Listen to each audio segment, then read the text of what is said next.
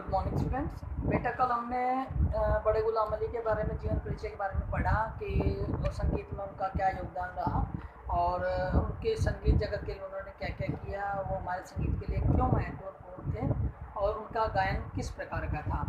तो इसी प्रक्रिया को आज बढ़ाते हुए आज हम पंडित कृष्णराव शंकर का जीवन परिचय पढ़ेंगे।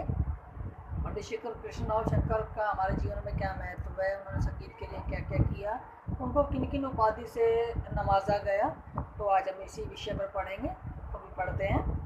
पंडित कृष्णराव शंकर संगीत कला के प्रज्ञान पंडित श्री कृष्णराव का जन्म 16 जुलाई सन 1964 में ग्वालियर के एक दक्षिण ब्राह्मण परिवार में हुआ। इनके पिता पंडित शंकर राव जी एक प्रसिद्ध संगीतज्ञ थे, जिन्होंने ग्वालियर के प्रसिद्ध कलाकार हद्दू खां और नत्थू खां से संगीत की शिक्षा प्राप्त की। बेटे पंडित कृष्णराव शंकर का जन्म 16 जुलाई 1894 में ग्वालियर में हुआ। इनके पिता एक श्रेष्ठ गायक संगीतकार थे। अपने पिता से उन्होंने पहले संगीत की शिक्षा प्राप्त की और इनके पिताजी ने जहाँ से शिक्षा प्राप्त की वो ग्वालियर के प्रसिद्ध कलाकार हद्दू खां थे और नत्थू खां थे, जिनसे प्राप्त की शिक्षा। आगे बढ़ते हैं। बाद में उस्ताद निसार हुसैन खां की देखरेख में इन्होंने 12 वर्ष तक संगीत की कठोर साधना की और अपने समय के महान संगीतज्ञ में और संगीत में सिद्धि प्राप्त की। श्री शंकर राव पंडित ने कृष्णराव को संगीत की शिक्षा प्रदान की।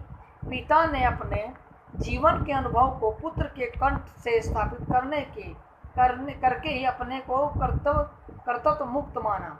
बालक शंकर राव के पिता को बड़ी बड़ी आशाएं थी जो कि समय पर पूर्ण हुई। मतलब कि जैसे हर पिता को अपने पुत्र से उम्मीद होती है कि मेरे लिए अच्छा करेगा, अच्छा पढ़ेगा, ऐसे इनके पिता अच्छे संगीतज्ञ थे तो इन्होंने अपने पिता से अच्छी शिक्षा प्राप्त की, उन्होंने इनको अच्छी शिक्षा प्राप्त की और उसी के अनुसार इन्होंने अपने पिता का आगे जैसे प्रसिद्धि प्राप्त की, उनका नाम रोशन किया।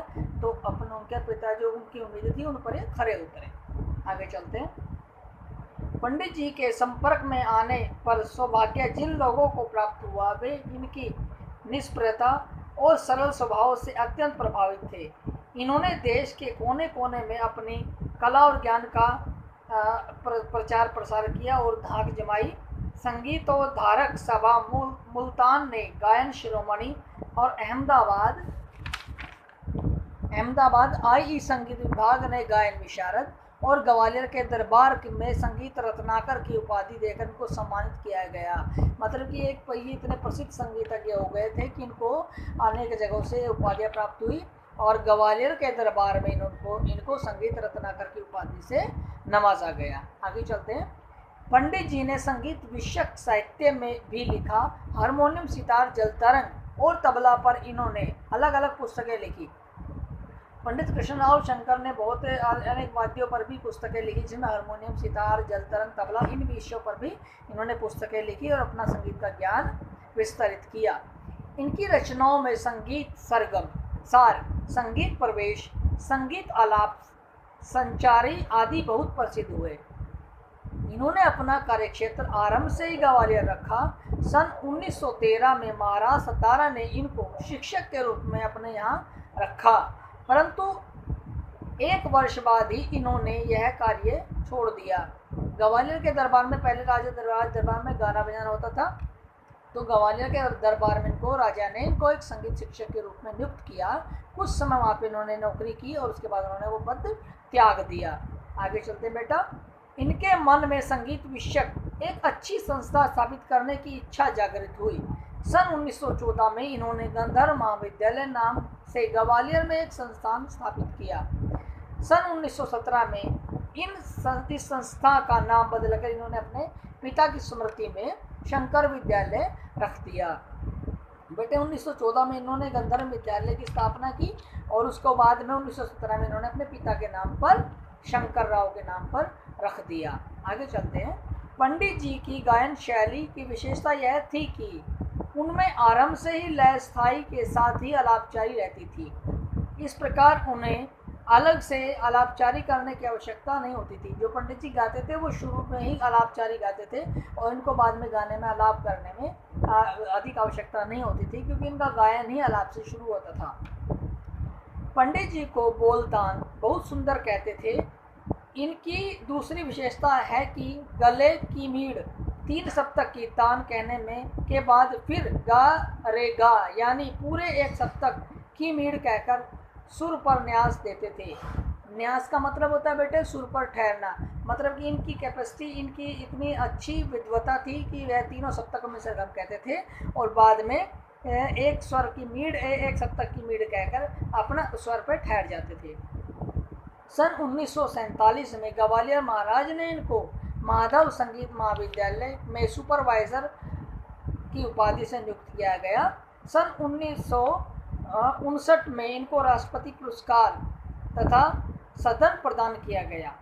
सन 1962 में खैरागढ़ विश्वविद्यालय ने इनको डॉक्टरेट की उपाधि दी। सन 1973 में भारत सरकार ने इनको पद्म विभूषण से अलंकृत किया गया। मतलब कि बेटे पंडित कृष्ण रविशंकर एक बहुत विद्वान और बहुत ही अच्छे कलाकार थे। इनको पूरे भारत ने और भारत से बाहर भी बहुत उपाधि से नवाजा गया और इनको पद्म विभूषण से भी, जिसे मैंने भी पढ़ा, 1973 में इनको भारत सरकार ने पद्म विभूषण से भी अलंकृत किया गया। इनके 4 पुत्र हैं, जिनमें से प्रोफेसर नारायण पंडित और प्रोफेसर लक्ष्मण राव पंडित भी संगीत कला में विद्वान हैं। इनके कार्यक्रम आकाशवाणी से प्रसारित हो रहे हैं। तीसरे पुत्र का नाम श्री चंद्रकांत और चौथे पुत्र का नाम श्री सदाशिव है। इसके अतिरिक्त इनके शिष्यों में प्रोफेसर विष्णु पंत चौधरी, रामचंद्र राव सप्तऋषि, प्रोफेसर केशव राव सुरंग, एकनाथ, वीपू मालव लंकर तथा सदाशिव राव अमृतुल्य के नाम से भी उल्लेखित हैं। बेटे इनके 4 पुत्र थे जो कि अभी संगीत में अच्छा योगदान दे रहे हैं। इसके अलावा इनके कुछ शिष्य भी हुए जिनके नाम मैंने आपको बताए कि इन्होंने बहुत अच्छे शिक्षकों को और अच्छे शागिर्दों को बहुत अच्छी संगीत शिक्षा दी, जो आज संगीत में अपना नाम कमा रहे हैं। आगे चलते हैं। पंडित कृष्ण राव ग्वालियर घराने के प्रसिद्ध कलाकार थे। इनका देहांत 22 अगस्त 1889 में हो गया। पंडित कृष्ण राव ग्वालियर घराने के बहुत अच्छे श्रेष्ठ कलाकार थे। उनका देहांत 22 अगस्त 1889 में हो गया। बेटे आज का आपका टॉपिक यही समाप्त होता है। कल का टॉपिक हमारा ताल का होगा। ताल किसे कहते हैं, ताल का हमारे संगीत में क्या महत्व है। उम्मीद करता हूँ आपको अच्छे से समझ में आ गया होगा। Thank you.